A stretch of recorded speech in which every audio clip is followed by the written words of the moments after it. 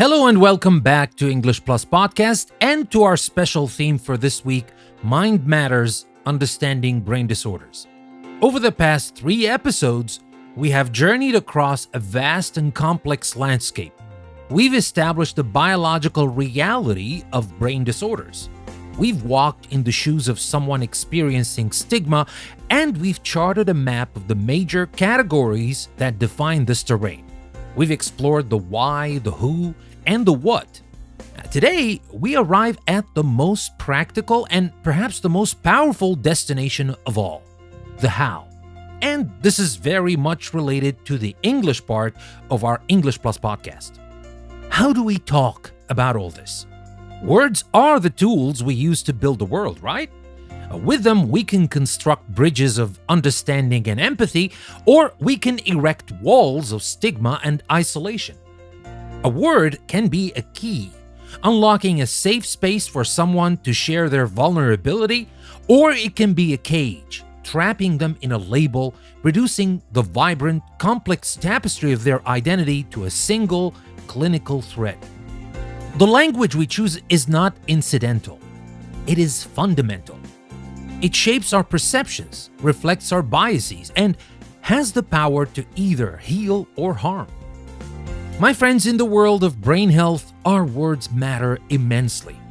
And for too long, our collective vocabulary has been imprecise, outdated, and often unintentionally cruel. And I will have to stress here on the word unintentionally.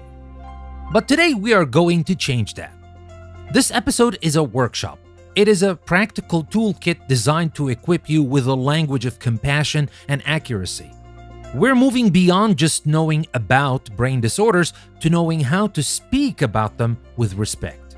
Now, to do that, we must ask ourselves some challenging questions. Why do a seemingly minor grammatical shift, saying a person with depression instead of a depressed person, represent a monumental shift in perspective? Is this just political correctness, or is it the very foundation of respectful dialogue? How have the idioms and slang we use every day, phrases like "he's acting psycho" or "I'm so OCD about my files," become casual weapons that trivialize real suffering and perpetuate harmful stereotypes? When someone bravely chooses to break their silence and opens up to us about their struggle, what do we do next? What are the actual, functional phrases we can use to fill that vulnerable silence? Not with judgment or cheap advice, but with genuine support. And how can we upgrade our vocabulary with terms like neurodiversity or comorbidity to discuss brain health with the sophistication and precision it deserves? Well, my friends, these are the questions we're going to talk about in this episode. This episode is the core of what we do here at English Plus. We are exploring how language can elevate our understanding and our humanity. The skills you learn today are not shortcuts to becoming an expert or a therapist. Not at all. That takes years of practice and learning. But true fluency in the language of empathy is a lifelong practice of listening, learning, and when we make a mistake, having the humility to learn from it. This is your starter kit, and these are the tools. Now, let's learn how to use them.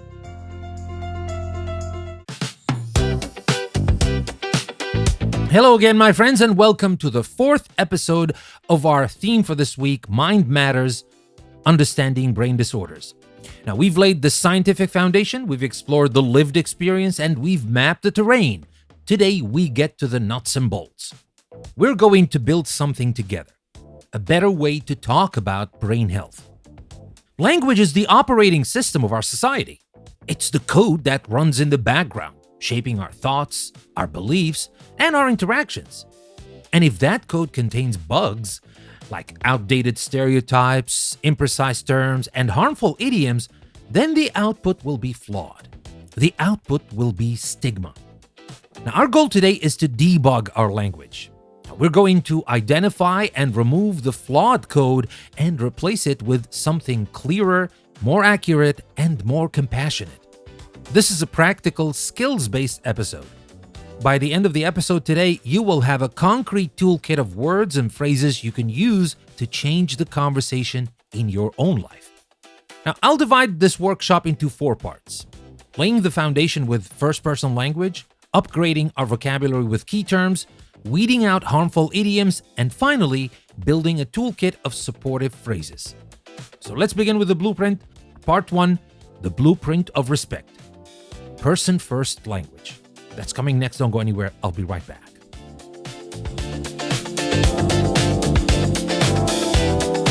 Now, if you take only one thing away from this episode, let it be this.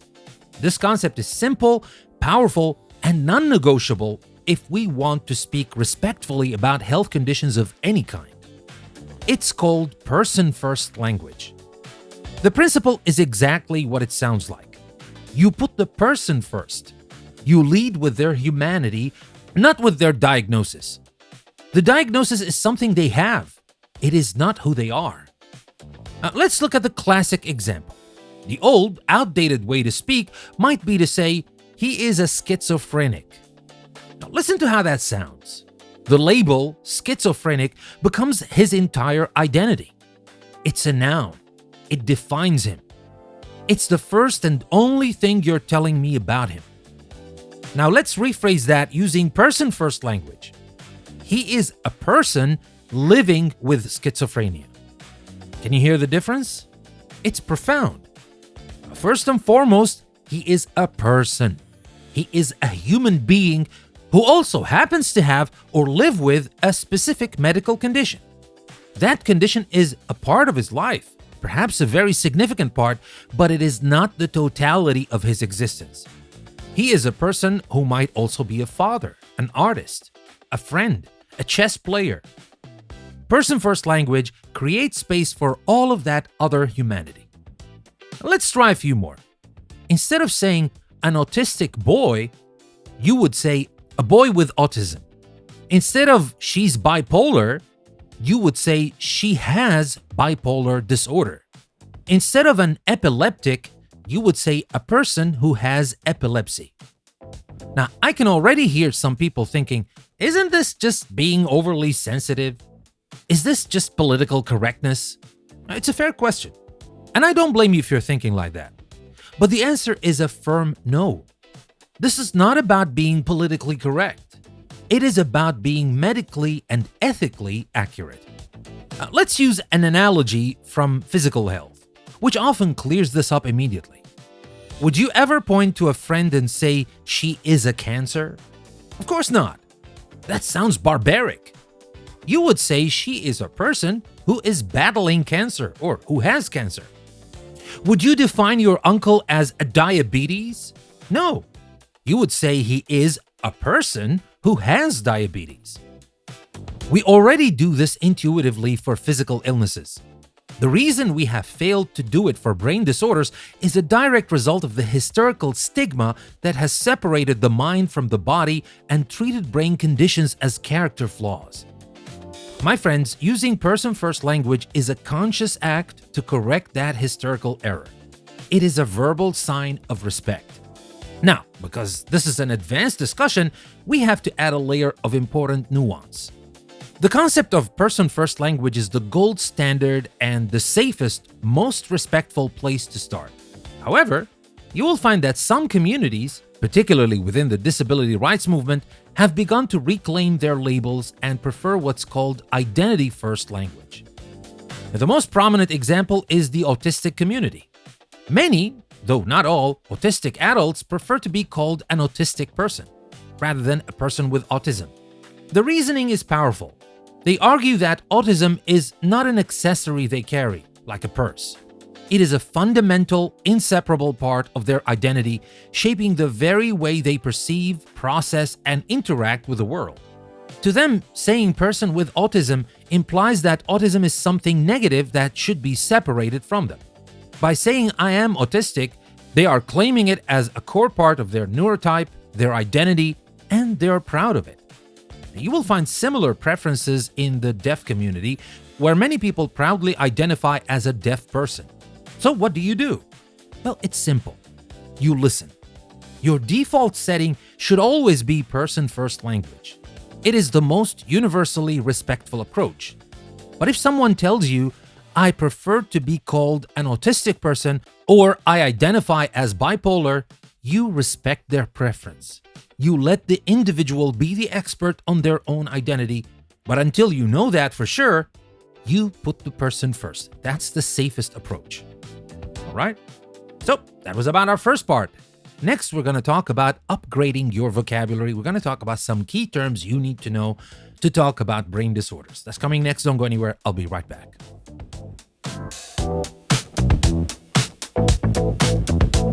All right, with our foundational blueprint in place, it's time to add some more sophisticated tools to our kit. To talk about brain health accurately, we need to understand a few key terms. Now, think of this as your vocabulary upgrade.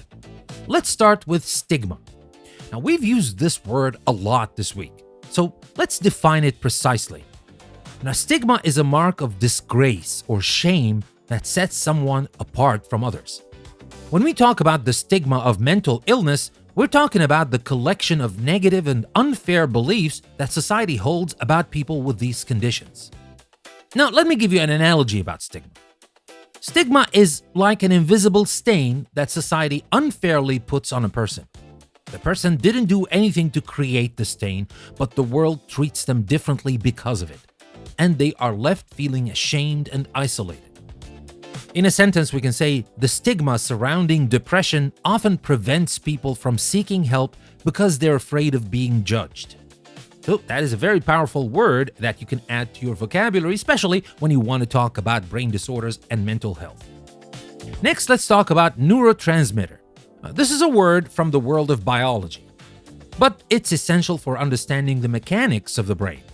A neurotransmitter is a chemical messenger that carries signals between brain cells, which are called neurons. Now, think of the brain as a massive, intricate postal system. The neurons are the houses and offices. Neurotransmitters are the postal workers carrying letters, messages, from one building to the next to make sure everything functions. Now, we talked about a few of these in our last episode, like serotonin helps regulate mood, dopamine is involved in motivation and reward. When these messengers aren't working efficiently, it can lead to symptoms of various brain disorders. In a sentence, we can say many antidepressant medications work by helping to regulate the activity of neurotransmitters like serotonin in the brain. Okay? So that's our second word, a very important word, neurotransmitter. Next, let's talk about comorbidity. Well, this sounds complicated, I know, but the concept is straightforward. Comorbidity is the medical term for when two or more illnesses or conditions occur in the same person at the same time. Now, comorbidity is like getting a flat tire on your car and while you're pulled over, realizing your engine is also overheating. They are two separate problems, but they're happening at the same time and making the situation much more complex. You can say, for example, there's a high rate of comorbidity between anxiety disorders and substance use disorders, as people may use substances to cope with their anxiety. All right? So that's about comorbidity. And finally, let's talk about neurodiversity. Now, this is one of the most important and empowering concepts to emerge in recent years. Neurodiversity is the idea that differences in brain function and behavioral traits are simply normal variations of the human brain.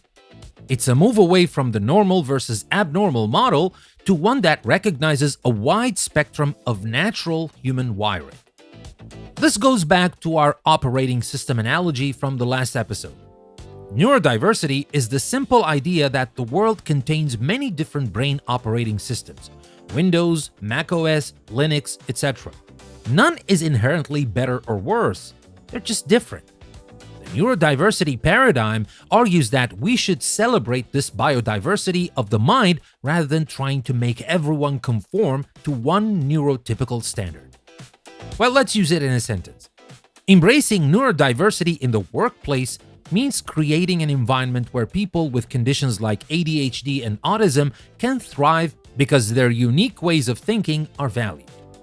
I know, not a lot of words, just 4 words, but 4 very powerful words that you can add to your vocabulary bank: stigma, neurotransmitter, comorbidity, and finally, neurodiversity. But we're not done. Next, we're going to talk about weeding the garden, avoiding harmful idioms. That's coming next. Don't go anywhere. I'll be right back.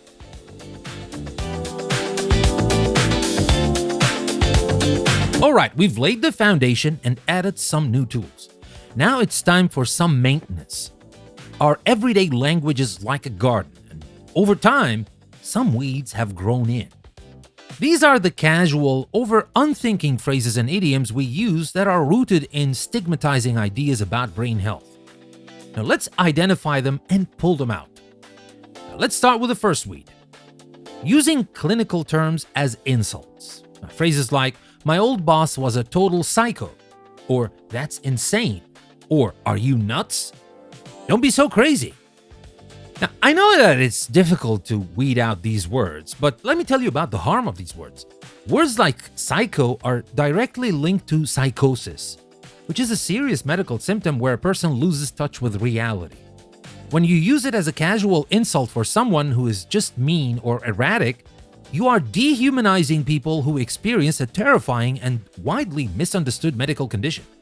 You are using their illness as a slur. So think twice before you use psycho in your language. So what's the alternative then? Well, be more precise and less harmful. Instead of my boss was a psycho, well, try something different. My boss was unpredictable and created a very toxic work environment. Well, that's even better. You're talking about exactly why your boss was difficult to work with. Instead of saying that idea is insane, try that idea seems completely unworkable or unfeasible or whatever.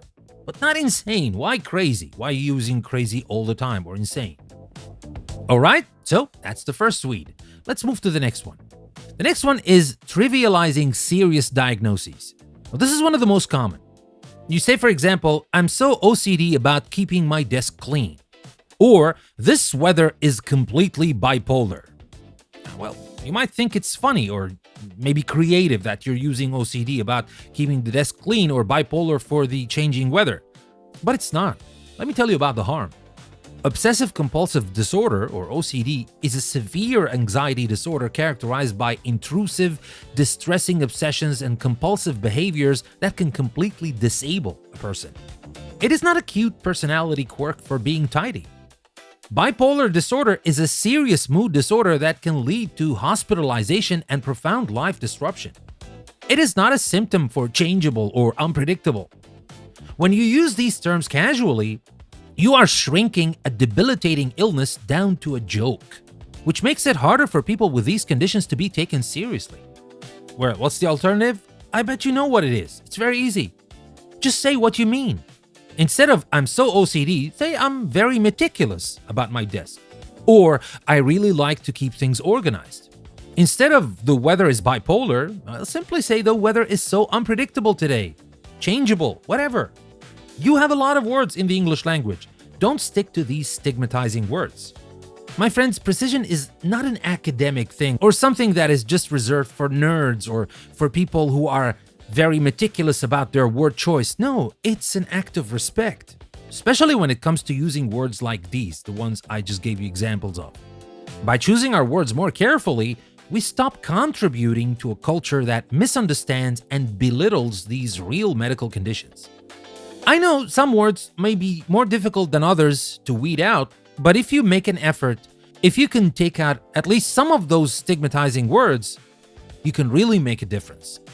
And now let's move on to the next part, and that's the supporters toolkit. Functional phrases for empathy. That's coming next. Don't go anywhere. I'll be right back.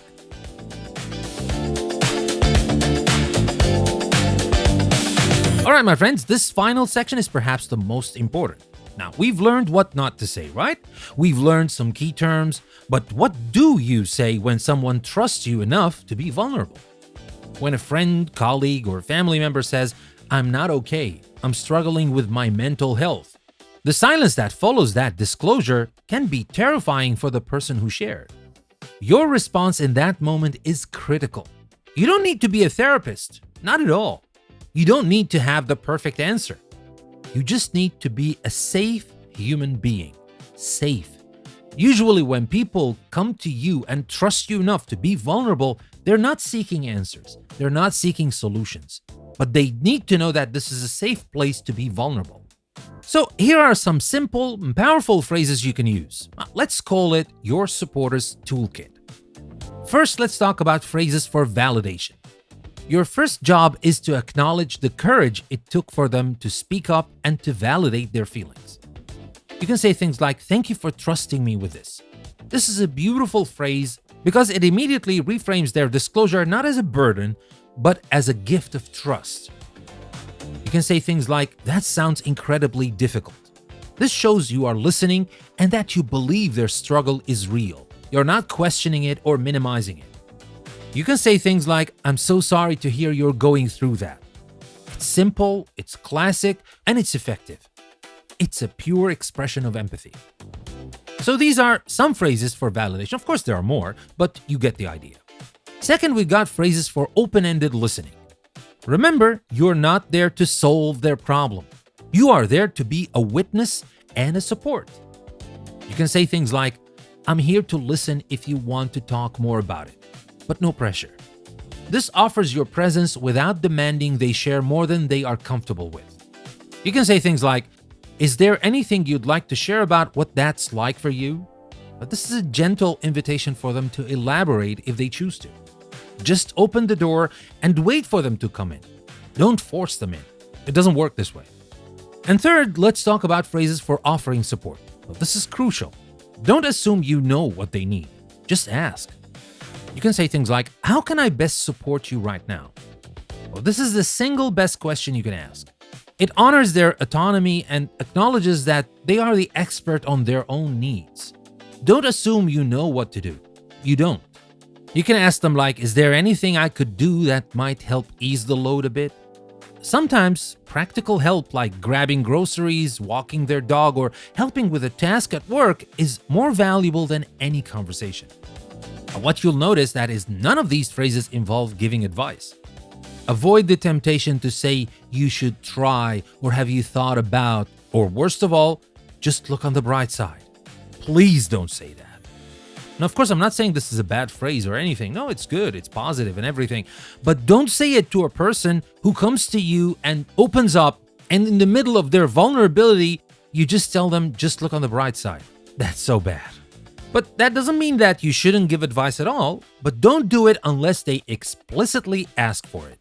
Your role is simply to listen, to validate, and to offer support on their terms. Now, trust me, you might say, yeah, of course, I know that, I do that. But ask yourself again, do you really do that? Because I know from my own experience that there's a big temptation to start giving advice, and gets even worse when we start to compare and when we start to talk about ourselves, as if we are the authority when it comes to anything that happens in the world. Be honest with yourselves. We all do these things. We need to think about these things. We need to really ask ourselves, do we really respond appropriately? Or I'm not talking about appropriately or not, supportively, when people come to us with problems like these? Well, at least I hope these phrases can help you become more supportive. So, we have assembled a powerful toolkit today, I hope. We learned the respectful blueprint of person-first language. We upgraded our vocabulary with essential terms. We've weeded our linguistic garden of harmful idioms, and we filled our supporters toolkit with phrases that create safety and connection. But my friends, of course, remember, this isn't about memorizing scripts. It's about internalizing a new mindset, one rooted in precision, respect, and compassion. Now, like learning any new language, you might feel clumsy at first. You might make mistakes, and that's okay. The goal is not perfection, but progress.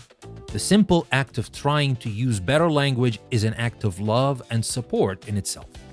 So thank you for doing this important work with me today. And with that, we come to the end of our episode for today, but we still have one more episode to go in our theme for this week, Mind Matters, Understanding Brain Disorders, and this one is to talk about the history of brain disorders. And this is a part of our theme for this week, and at the same time, it's a part of our ongoing series, The Human Odyssey, the story of brain disorders. You will listen to that tomorrow, so don't miss that out. Thank you very much for listening to me today. Remember, I told you that this week, all the episodes are free because it's a very important thing, and I really hope that most people listen to that and hopefully benefit from what I have to say. But of course, I have to remind you at the end of this episode that some of our episodes are premium, and if you want to unlock access to all these episodes, you can do that by subscribing on Apple Podcasts or on Patreon. You can find the links in the description of the episode. And this is also a way to support my work and to help me do more work like that in the future. And with that being said, thank you again for listening. I'm Danny, and this was another episode from English Plus Podcast. I'll see you again next time, and remember, never stop learning.